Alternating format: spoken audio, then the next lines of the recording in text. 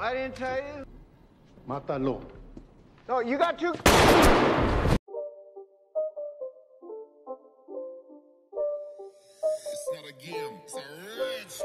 Halo guys, selamat datang kembali di channel Broview. Bagaimana kabar kalian semua? Semoga dalam keadaan sehat selalu dan diberi kelancaran dalam segala aktivitasnya. Amin. Masih bersama saya Stephen yang akan menjelaskan alur cerita filmnya. Kali ini saya akan menjelaskan alur cerita film yang berjudul A Man Apart. Film ini menceritakan tentang Saint Peter bersama rekannya yang bernama Demetrius Higgs. Mereka adalah bekas anak jalanan yang ada di Los Angeles. Meskipun mereka adalah mantan penjahat, tetapi kini mereka bekerja untuk mengatasi berbagai kasus yang telah berjalan selama 7 tahun. Bagaimanakah kisahnya? Langsung saja, sebelum masuk ke ceritanya seperti biasa siapkan apa? Ya tentunya Kopai dan Udbray untuk menemani kalian dalam menonton alur cerita film ini. Dan sekarang kita masuk intro.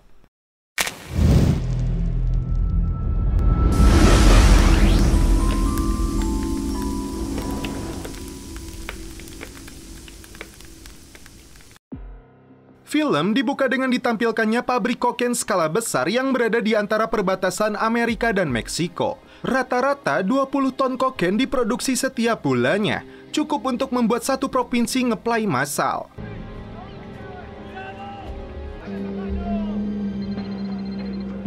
C14?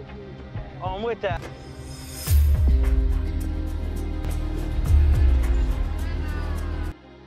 Dan inilah aktor utama dalam film ini, dia bernama Saint Peter yang diperankan oleh aktor Vin Diesel.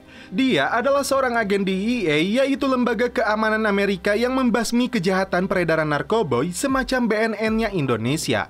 Dan rekannya adalah Demetrius Higgs, sedangkan komandannya bernama Frost. Mereka sedang bersiap untuk menyergap seorang bos dari gembong narkoba yang bernama Lucero, yang membuat tim sulit menangkapnya karena Lucero ini tidak pernah tidur di tempat yang sama. Setelah 7 tahun pencarian, akhirnya DEA menemukan lokasi keberadaan Lucero. Saat dia dan komplotannya sedang santuy dengan gadis-gadis seksonya, tim mulai bergerak masuk.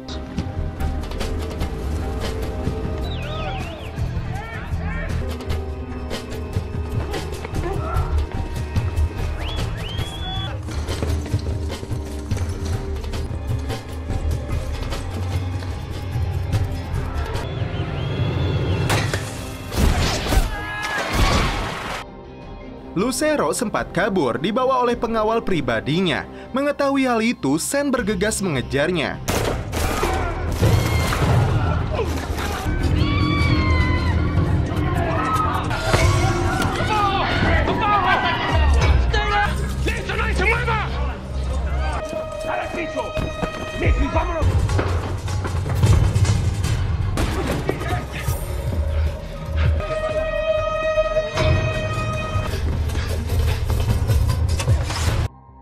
Hingga akhirnya, Saint berhasil mencegat mobilnya dan menangkap Lucero.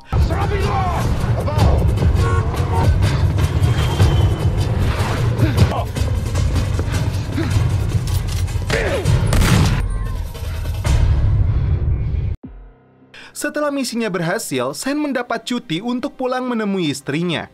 Di rumah, Stacy mendapat kejutan dari pulangnya Saint dan mereka pun celepot. 2 bulan setelah penangkapan Lucero, kepala DEA melakukan konferensi pers. Dia merasa kepala naga semacam Lucero akan memutus aliran narkoba. We have cut the head off the dragon. Dan bisnis mereka di California telah berakhir. Padahal di saat yang sama muncul ular lainnya yang mengambil alih kekuasaan Lucero. Sosok misterius itu adalah Diablo. No se muevan! Está bueno. Di dalam penjara, Lucero mendapat telepon satelit kemudian menghubungi rekan bisnisnya yang berada di Meksiko. Dia juga menghubungi keluarganya yang bernama Mateo. Puede ser. Que tú digas. Mi amor, te lo prometo. Scene berpindah ke sebuah taman. Seorang wanita tiba-tiba menembak kepala seorang pria yang sedang duduk santuy membaca koran. Sen dan rekan-rekannya yang sedang melakukan pesta mendapatkan informasi dari bosnya Frost. Dan nyatanya yang tewas itu adalah Raymond Cardena, pengacara dari Lucero. Teman Sen dari kalangan gangster jalanan datang. Dia bernama Big Sexy. Sen tampak santuy menikmati pesta bersama istrinya dan mereka pun celepon. Di sebuah hanggar, dua pria terlihat mengawasi ribuan kotak yang berisi narkoba yang mereka rampok dari pabrik Lucero. Apakah di antara mereka ini ada yang bernama Diablo? Kita lanjut. Sementara itu, seorang pembunuh bayaran mendapat tugas untuk menghabisi seseorang. Saat Sen dan Stacy terlelap tidur, beberapa pria bersenjata datang untuk membunuhnya.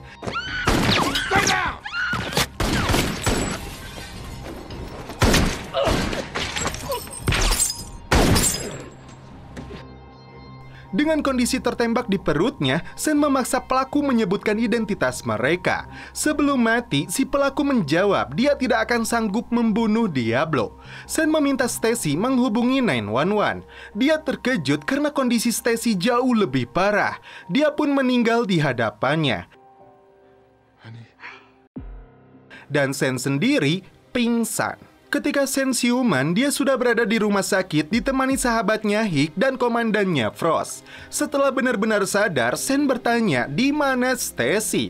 Hick dengan berat hati memberitahunya bahwa Stacy telah tewas. Seketika, Sen tidak bisa mengendalikan kesedihannya. Dia pun memberontak hingga Hick kembali menenangkannya. Setelah dia mulai pulih, Hicks mengantarkan Sen ke rumah peristirahatan terakhir Stacy.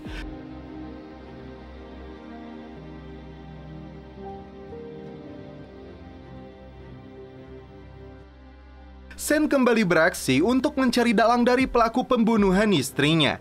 Dia datang ke penjara menemui Lucero karena dia yakin ini ada hubungannya dengan penangkapan yang dilakukan kepadanya.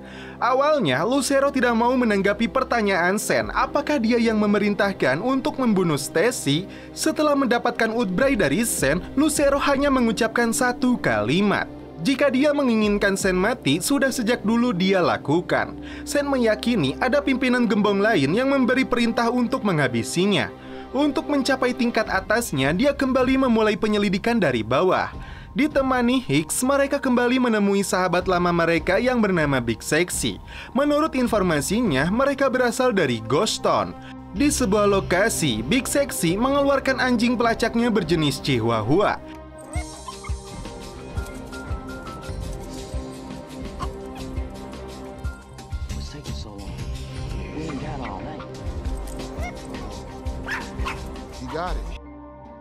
Si emak yang muncul di sana menunjukkan rumah pemiliknya.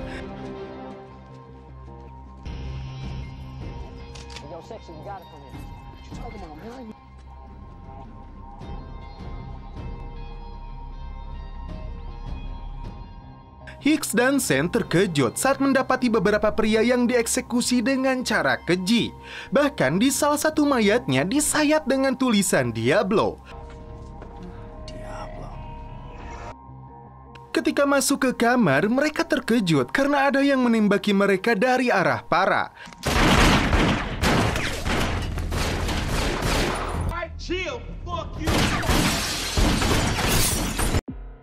Dia mencoba menenangkan pelaku, sedangkan Sen mengawasinya dari bawah. Hicks mengatakan meskipun dia kini adalah seorang polisi, namun mereka sama-sama berasal dari jalanan. Pria itu akhirnya mau menurunkan senjatanya dan mengatakan peristiwa yang terjadi. Menurutnya, ada sindikat baru yang menawarinya kokain dengan harga murah. Namun saat dia akan membelinya, harganya tiba-tiba naik dan dia dipaksa untuk tetap membelinya. Dan karena pria ini tidak mau memberikan nama si pelaku, akhirnya Sen mengancamnya dengan pistol yang berisi 1 peluru.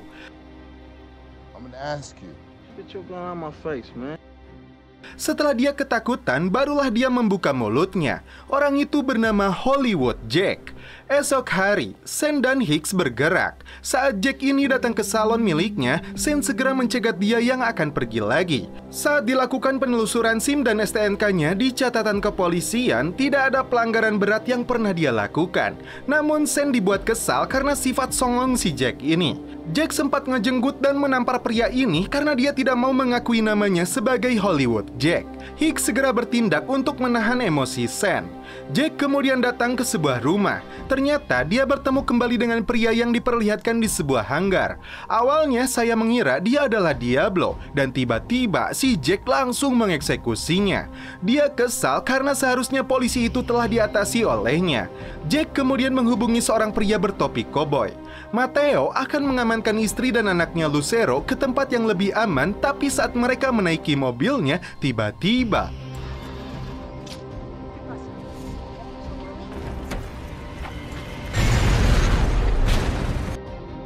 Matteo langsung menghubungi Lucero atas kejadian ini dan meminta maaf kepadanya. Permintaan maaf itu tidak bisa mengembalikan keluarganya dan dia berjanji akan membalas dendam kepada mereka. Di sebuah gereja penjara, Lucero meminta bantuan kepada Sen. Mereka merasakan hal yang sama karena istri mereka dihabisi oleh pelaku yang sama pula. Lucero memiliki rencana untuk menyamar menjadi pembeli baru mereka, dan hanya Senlah yang bisa melakukan ini. Dia memberikan secari kertas kepada Sen. Sen dan Hicks menyamar menjadi pengedar dan menemui seorang bandar bernama Joe yang menggantikan kekuasaan Lucero. Dia meminta kokain dalam jumlah besar setiap bulannya. Pria tato ini meminta harga 18.000 hingga Sen berpura-pura ingin menggagalkan kesepakatan ini hingga akhirnya mereka deal di angka 15.000. Seorang wanita seksoi dihadirkan agar Sen tergoda, namun dia menolaknya. Bahkan Sen dianggap homering olehnya. Sen tidak terima dan sempat emosi dengan mengeluarkan pistolnya. Mereka sepakat untuk melakukan transaksi di sebuah dermaga pada hari Jumat Kliwon. Sen memberikan paparan rencana penggerebekan dia kepada seluruh rekannya di DEA. Gembong narkoboy yang akan mereka jebak ini adalah salah satu terbesar setelah tertangkapnya Lucero. Di sebuah dermaga, Sen kembali bertemu si Joe. Dia kemudian membawa bosnya. Sen berpura-pura memeriksa penyadap di tubuhnya. Pria itu mengaku bagian dari Diablo. Bahkan dia telah membunuh istri dari polisi yang mengganggu bisnisnya. Mendengar hal itu, Sen terpancing emosinya. Ternyata gembong mafia ini telah mempersiapkan pasukannya juga.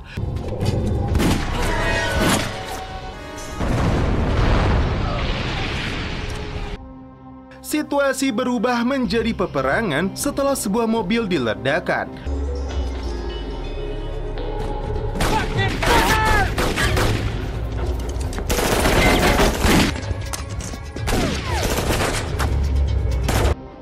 Hicks yang melihat target mereka tewas oleh Sen sengaja menembakinya kembali oleh pistol milik si polisi gadungan agar Sen terhindar dari tuntutan.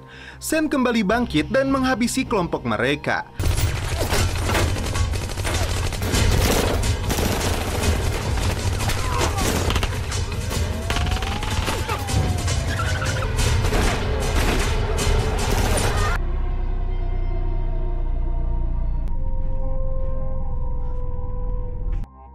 Setelah kejadian tersebut, Sen dipanggil atasannya. Dia merasa telah dijebak dan akibatnya 3 agen tewas. Sen diberikan cuti selama 6 bulan dan dia harus melepaskan lencananya sampai proses investigasi selesai. Sen kembali menemui Lucero. Dia menceritakan apa yang terjadi dan Diablo kini masih hidup bebas. Jika dengan menjadi polisi dia gagal menumbangkan seorang raksasa, maka jalan satu-satunya dia pun harus berubah menjadi monster. Lucero memberikan lokasi penyimpanan uangnya yang berada di Meksiko. Namun Sen harus membantunya memindahkan dia dari penjara ini karena dia merasa tidak aman lagi. Sen meminta Hicks untuk bergabung dalam rencananya dengan membentuk geng lamanya. Hicks menolaknya karena dia khawatir dengan keselamatan keluarganya. Malam hari, ketika Sen dan semua anggota gangster lamanya sudah berkumpul, tiba-tiba Hicks muncul untuk bergabung. Terungkap, mereka berdua adalah gangster jalanan sebelum direkrut menjadi polisi. Dengan persenjataan lengkap, mereka menyerang sebuah bar yang menjadi markas pengedar.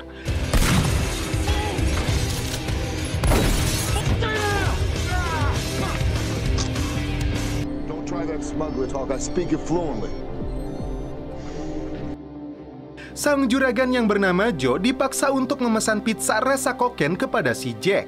Tak tanggung-tanggung, Jack mengirimkan pizzanya bukan melalui ojol, namun pesawat jet pribadi.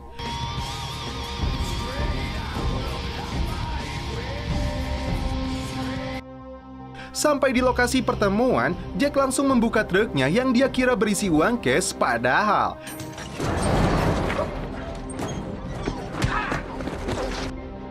dia dipaksa untuk menyebutkan lokasi keberadaan Diablo.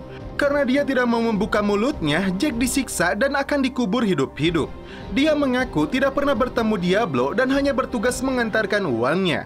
Sen dan Hicks memaksa Jack kembali ke hanggar sambil membawa uangnya. Mereka menyembunyikan pelacak di dalam uangnya. Sesampainya di hanggar, pasukan Diablo sudah menunggunya. Setelah Jack memberikan uangnya kepada mereka, tak diduga dia langsung dihabisi. Mátalo. No, you got to...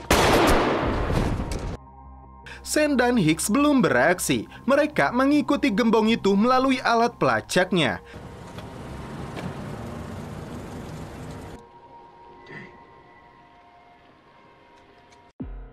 Sesampainya di lokasi tersembunyi, Sen dan Hicks masuk melalui terowongan air.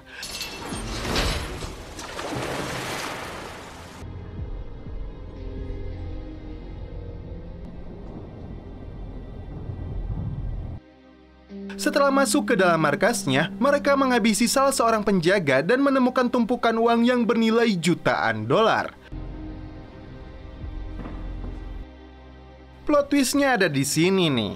Di sebuah ruangan, Sen menemukan sosok Diablo yang ternyata adalah Matteo yang masih anteknya dari Lucero.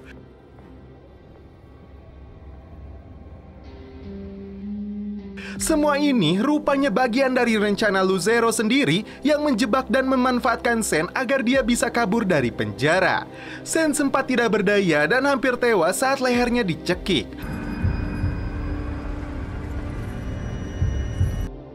Namun dia berhasil bangkit untuk menghabisi mereka.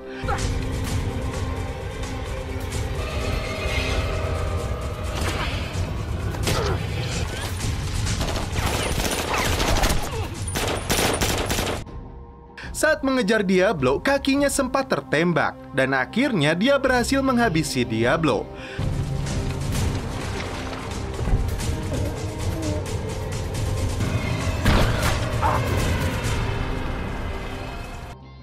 Dalam kondisi tertembak, mereka berdua berhasil keluar dari lokasi itu.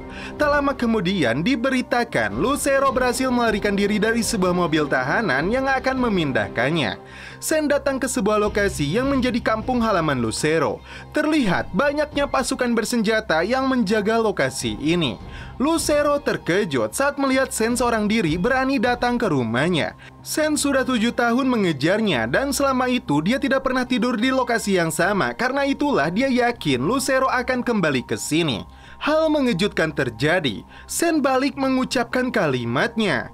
Jika dia mau, sudah sejak dulu dia akan membunuhnya. Seketika pasukan DEA yang menyamar langsung meringkus Lucero dan antek-anteknya.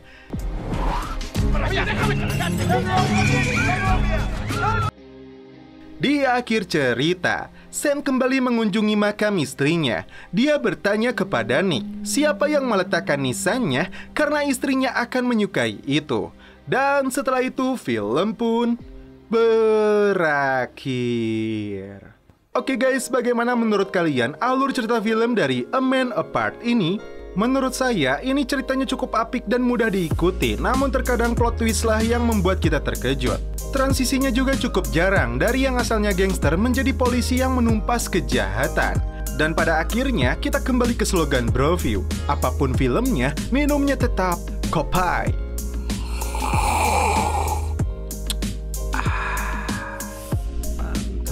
Oke guys, cukup sekian alur cerita film ini. Salam penutup seperti biasa dari kami. Mohon maaf bila ada kata-kata yang kurang berkenan di hati kalian. Mohon dimaafkan ya. Salam perfilman duniawi. Keep enjoy.